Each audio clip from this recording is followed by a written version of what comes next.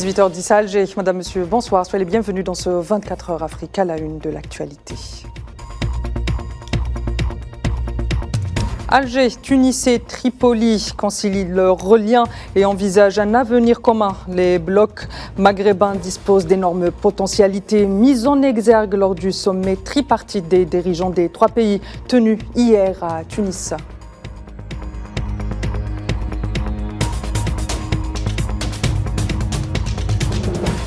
Coopération africaine toujours, l'Algérie et l'Afrique du Sud tiennent leur deuxième session de consultation politique à Pretoria.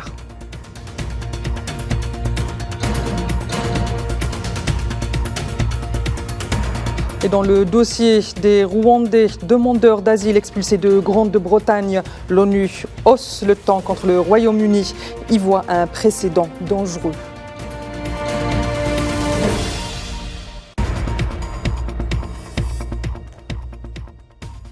Le président de la République, Abdelmajid Tebboune, a regagné ce lundi Alger après avoir pris part à Tunis à la première réunion consultative regroupant les dirigeants de l'Algérie, de la Tunisie et de la Libye.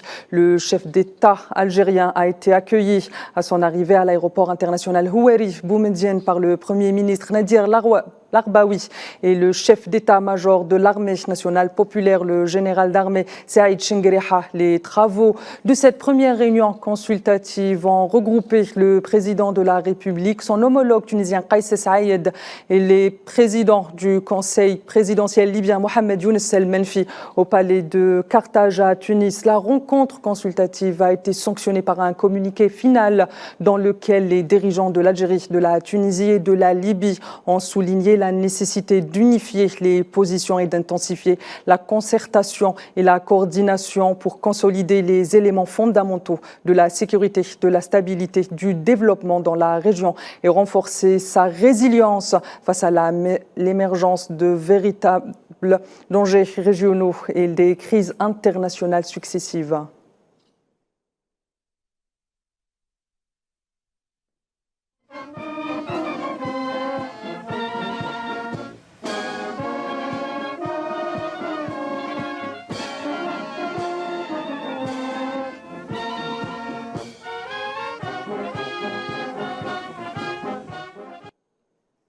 Je vous le disais à l'instant, Alger, Tunis et Tripoli parlent d'une même voix et assumant leur destin régional commun. Le sommet de Tunis, dès la première réunion tripartite consultative entre l'Algérie et la Libye et la Tunisie, marque le début d'une coopération renouvelée entre les trois pays pour l'intérêt commun des peuples de la région. Kherdin Batash. Trois pays frères, trois peuples frères et trois dirigeants maghrébins frères réunis en Tunisie. Tunis qui s'improvise capitale de la fraternité maghrébine.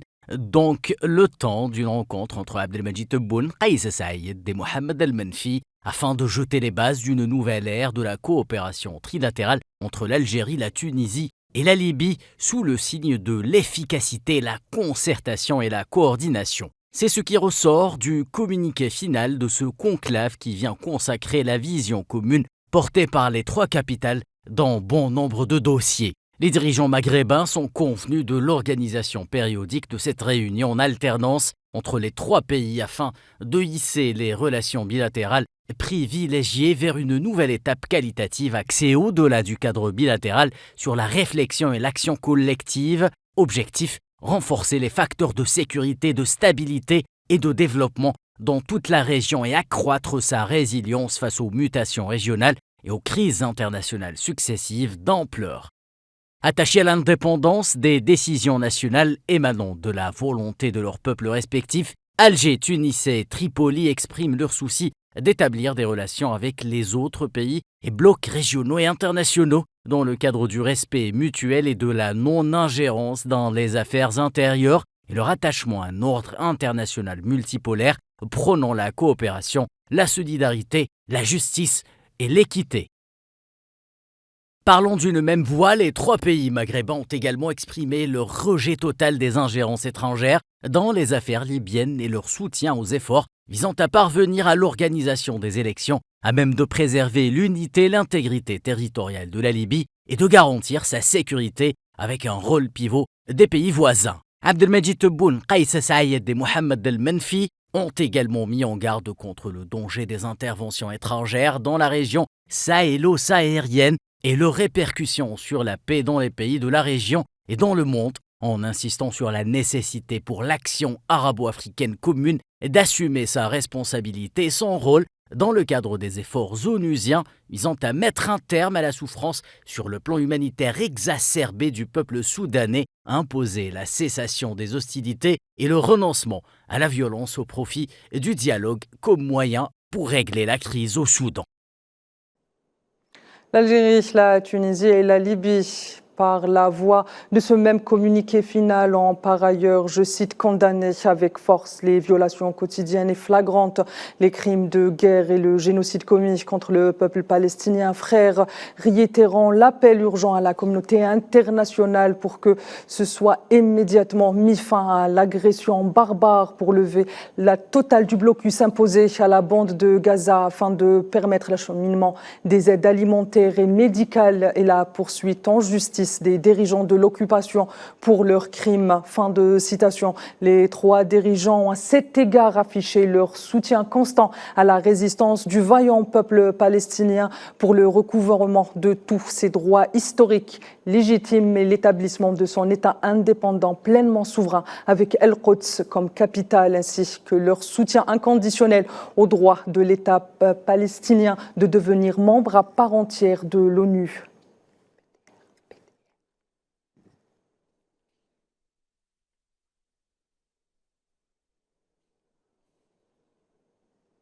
Et sur le volet économique, l'engouement envers la création d'un nouveau bloc entre l'Algérie, la Tunisie et la Libye a également été au cœur des discussions tripartites à Tunis, d'autant plus que le potentiel commun permet à ces trois pays de constituer un nouveau front face à la compétitivité internationale au niveau régional. Créer un bloc économique solide, moderne, pragmatique au sein d'un espace de complémentarité historique et dont le premier défi sera de porter le volume des échanges entre les trois pays bien au-delà des 5%. L'Algérie, désormais troisième économie du continent africain, la Tunisie et la Libye veulent en effet mettre leur énorme potentiel économique au service d'un développement commun et une intégration économique dont le premier impact sera une hausse importante du PIB et du taux de croissance de chacun de ces pays, avec un gain de croissance estimé par les instances financières internationales à 1,6% pour l'Algérie, 3,9% pour la Libye et 3,4% en ce qui concerne la Tunisie. Une intégration régionale qui serait à l'origine d'un marché régional revitalisé de près de 100 millions de consommateurs, un PIB annuel global de plus de 406 millions d'euros et un PIB par habitant évalué à 3 887 €. Des arguments de poids à faire valoir vis-à-vis des investisseurs étrangers avec un maillage logistique, tarifaire et douanier plus attractif pour une meilleure compétitivité régionale.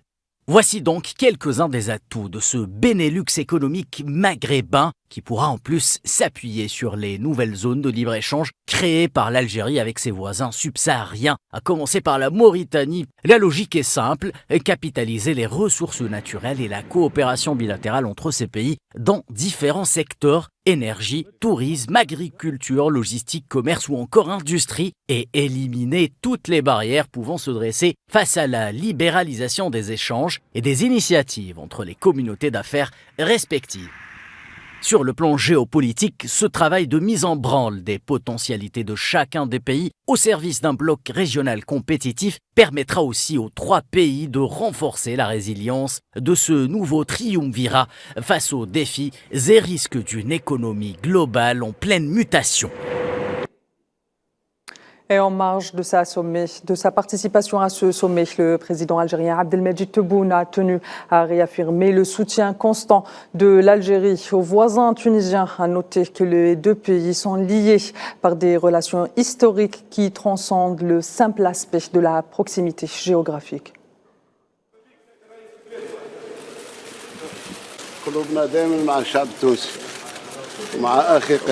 تونس شوف تونس تتأثر بكل شيء وما تسقطش. بدان تونس تسقط. إن شاء الله تونس دائما واقفة. دائما واقفة. الجزائر دائما. Le chef de la diplomatie algérienne, Ahmed Attaf, a reçu ce mardi la présidente du comité international de la Croix-Rouge, Mirjana Spoljaric. Les entretiens ont porté sur le renforcement de la coopération entre l'Algérie et le CICR avant de passer en revue la situation humanitaire, notamment en Palestine occupée, qui subit actuellement un génocide à Gaza. À ce propos, le chef de la diplomatie a insisté sur la nécessité d'intensifier les efforts en faveur d'un cessez-le-feu immédiat. Les discussions ont également porté sur la situation au Soudan, qui fait également face depuis un an à un conflit armé entre les forces armées soudanaises et les forces de soutien rapide.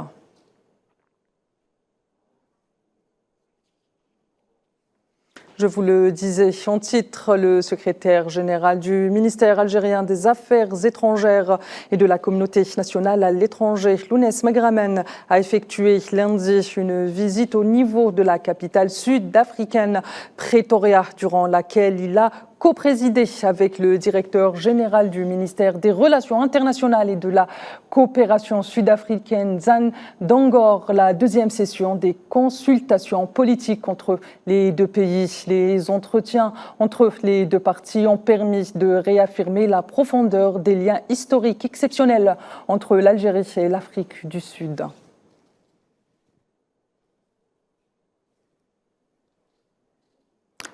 De son côté, le président sénégalais Bassirou Diomaye Faye a plaidé pour un partenariat renouvelé avec l'Union européenne lors d'une déclaration conjointe avec le président du Conseil européen, Charles Michel, en visite au Sénégal ce lundi.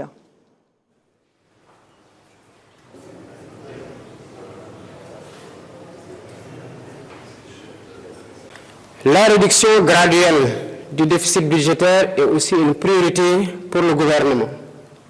Comme vous le savez, elle passera par l'amélioration de la qualité des dépenses publiques, une fiscalité plus efficace pour une meilleure mobilisation des ressources intérieures, un mécanisme de paiement de l'impôt là où se crée la richesse et une lutte contre les flux financiers illicites. L'ordre mondial et les résultats de choix politiques qui ont été faits au siècle passé dans un moment où le monde était totalement différent.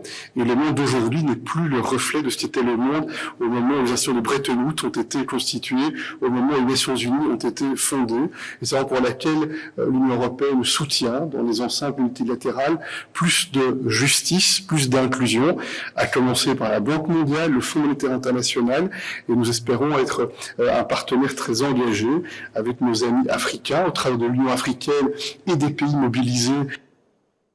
Les Nations Unies haussent le ton et demandent au gouvernement britannique de reconsidérer son plan d'expulsion de migrants vers le Rwanda qui crée un dangereux précédent dans le monde, appelant Londres à prendre des mesures pratiques pour lutter contre les flux irréguliers de réfugiés et de migrants. Le haut commissaire aux droits de l'homme, Volker Turk, et son homologue chargé des réfugiés, Filippo Grandi, appellent dans un communiqué commun le gouvernement à prendre plutôt des mesures pratiques pour lutter contre les flux irréguliers de réfugiés et de migrants sur la base de la coopération internationale et du respect du droit international et des droits humains.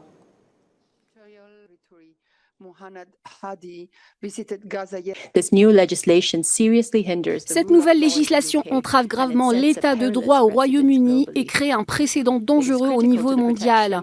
Il est essentiel pour la protection des droits de l'homme et de la dignité des réfugiés et des migrants en quête de protection que tous les renvois du Royaume-Uni soient effectués après évaluation de leur situation individuelle spécifique dans le strict respect des droits de l'homme internationaux et de la législation sur les réfugiés.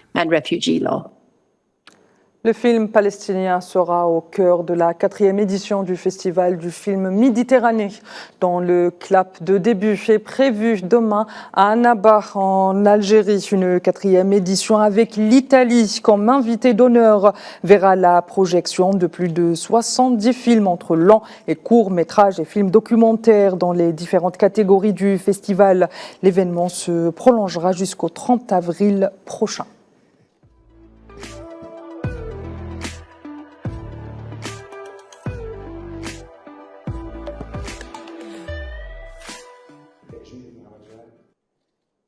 Mesdames, Messieurs, c'est sur ces images d'un festival prometteur que je vous laisse et je vous donne rendez-vous demain à la même heure. Votre prochain rendez-vous de l'information, c'est pour le 19 Info présenté par Kherdine Batache. Et n'oubliez pas, prenez soin de vous.